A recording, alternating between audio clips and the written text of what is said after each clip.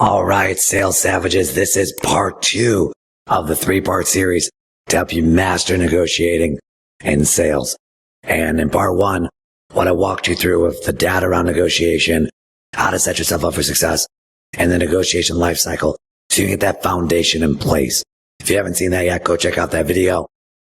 Today's lesson, part 2, is helping you understand the different levers that you have available. And then the follow-up lesson I'm going to have from here is the 10 commandments of negotiation, and even give you an email template to help you get sign off on your deals. So before we get into walking through all the levers, question I have for you is, how many levers do you think your buyers have to pull? Now, notice how I say your buyers and not you. And the reason why I want you to think about it under your buyers is because the more prepared you are for the different angles that they can come at you with, the better equipped you are to be, set up for success, to give yourself the best chance to win deals.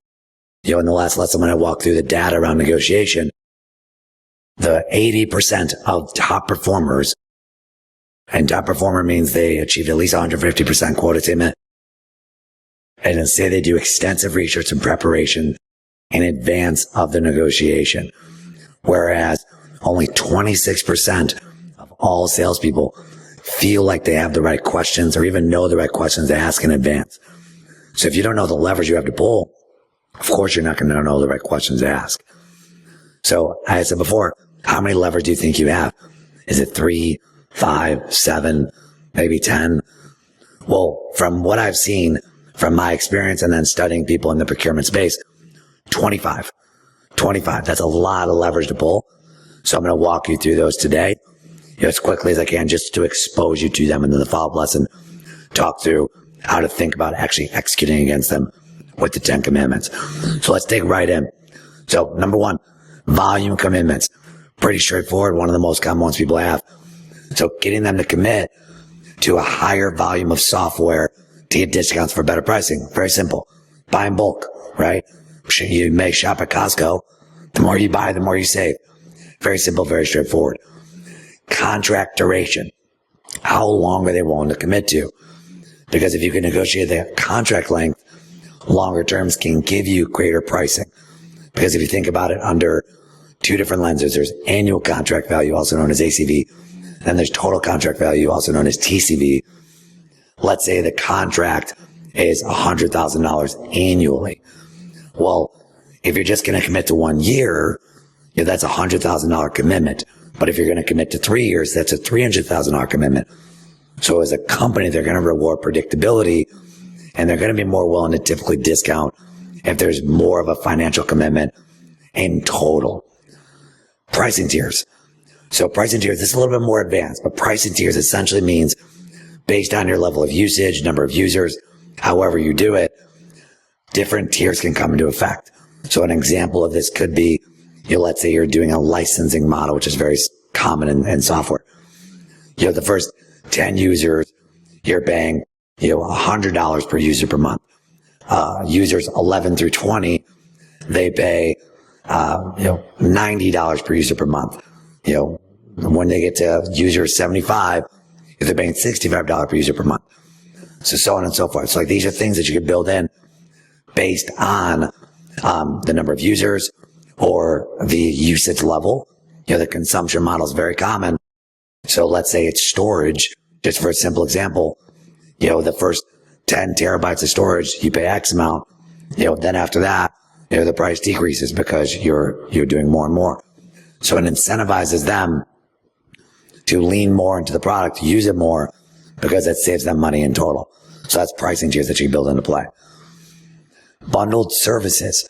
So if you offer multiple different products, different services together, whether you do a software and a professional services arm to your business, or even if you're just software, and if you have solutions that help different parts of the business, bundling your servers together, if they buy more than one SKU at a time, that can help you get more discounts approved for them. These are things that they can ask for. Service level agreements, also known as SLA.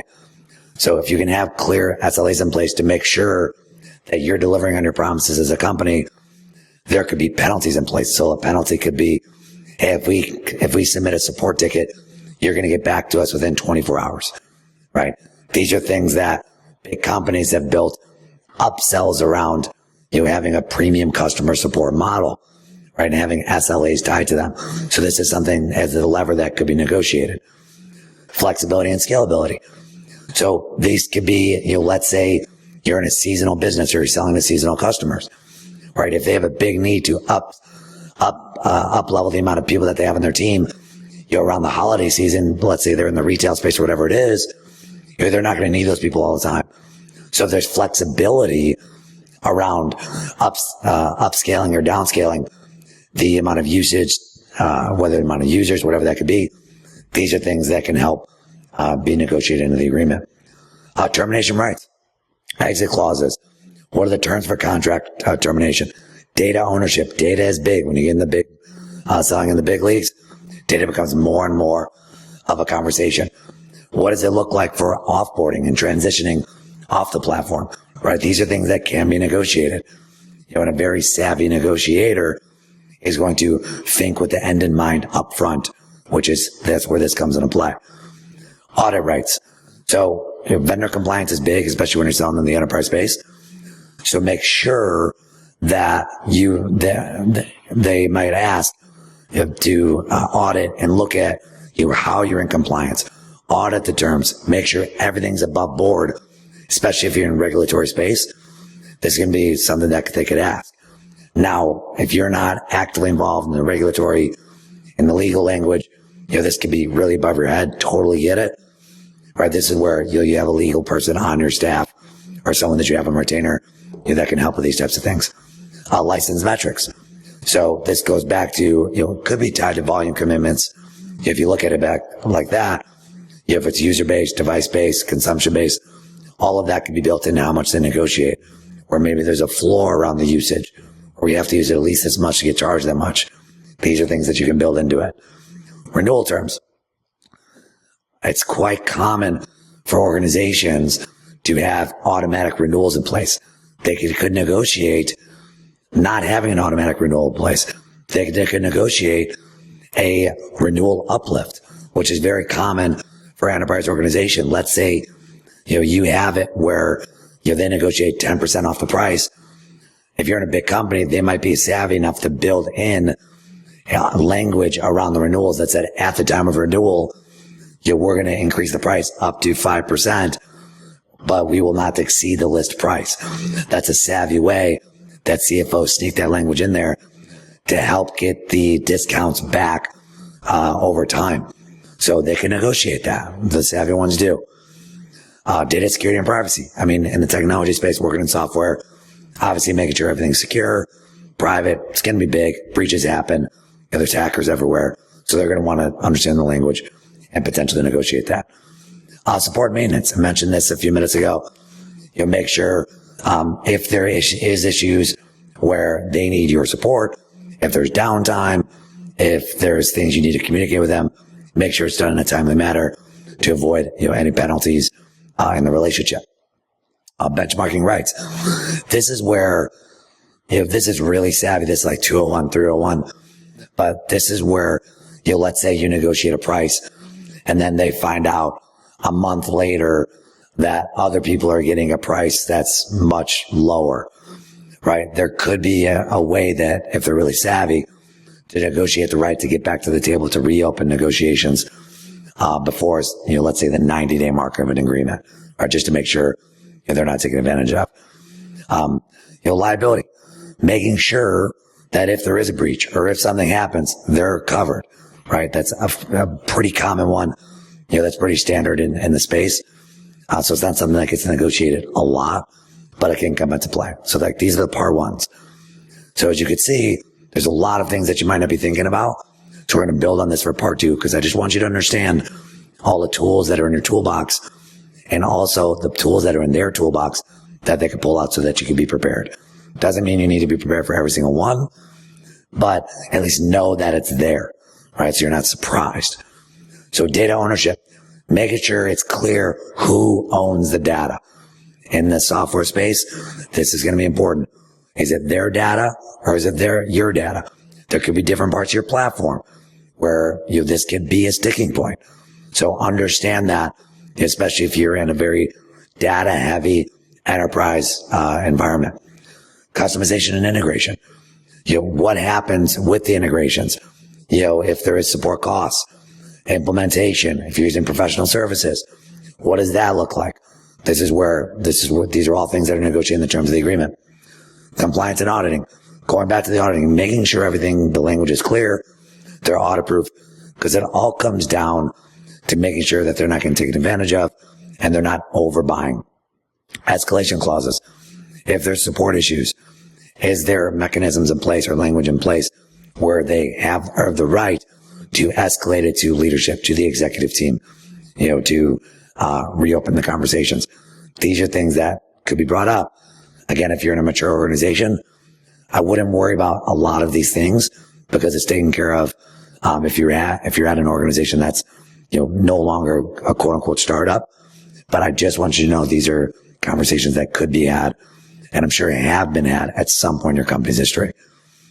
Non-compete. If you're selling, let's say in the Fortune 500 or Fortune 20, they may want to negotiate, hey, we want to work with you, but we don't want you to work with any of our competitors. Well, that's a big ask. So you're going to want to be really clear on what you're going to get out of that if you're going to work with them. Because the ability to not compete or not work with any of the other competitors, that's going to be a really big thing. And most oftentimes that I've seen is a big sticking point. So these are things that can come up. And then also making sure you're not stealing their employees, stealing their team. Those are the things that, that can commonly come up in the non-compete exclusivity stuff. Payment terms, whether it's annual terms, quarterly terms, deferring payments, let's say, it's Q4 and you're trying to get them to sign by December 15th, but their budgets don't get approved or they don't get fresh budgets till January 1st. These are things that you can negotiate where they execute by the 15th and first payment isn't due or the contract doesn't go live till January 1, right? All things that can be negotiated, to help you get creative. Service credits. So if there is downtime, if there is performance issues, if you're at a startup, this could very well be something that you run into. If your service or platform is down for an extended period of time, they very well could negotiate or ask for some type of compensation. And typically it's in the form of, free time on the platform that they lost, but it's something that can come up. Disaster recovery. Again, this is getting really, in the weeds here, but making sure that there's provisions in place if something were to happen. Everything's about CYA. You want to cover your ass. So what's the disaster recovery plan? With the data, if there is a breach, helping to make sure that my business can still keep going. And I'm using your platform. Exit strategy. So this goes really along the lines of the termination, but what happens in the plan that we're going to exit our partnership? How do we migrate the data? How do we offboard? All of those things come into play. Is there a path to negotiate? Let's say the contract is up Jan 31. They may want to negotiate an additional 30-day of access to offboard all their data, right? This could be an example of something that they can negotiate into the term. And then also renegotiation clauses. So defining conditions, any of the above that I've walked through could be a renegotiation clause that could trigger their right to come back to the table to open it back up. Compliance reporting, making sure that you're on regular reporting of compliance. If you're a publicly traded company, you're doing that already, so you really have to worry about this.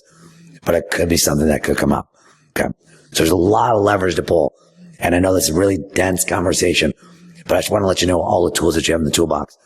But what I want to do is have you think and do a quick exercise prompt for you. So the first question I want you to ask yourself is, what are the top 3 levers that you commonly discuss with buyers? And the follow-up question is, how does that compare? I just walked you through 25 levers. Some are obvious, many not so obvious. How does that compare to the levers that you have available and your buyers have available? So I'll leave you with that. If you have any questions, reach out to me.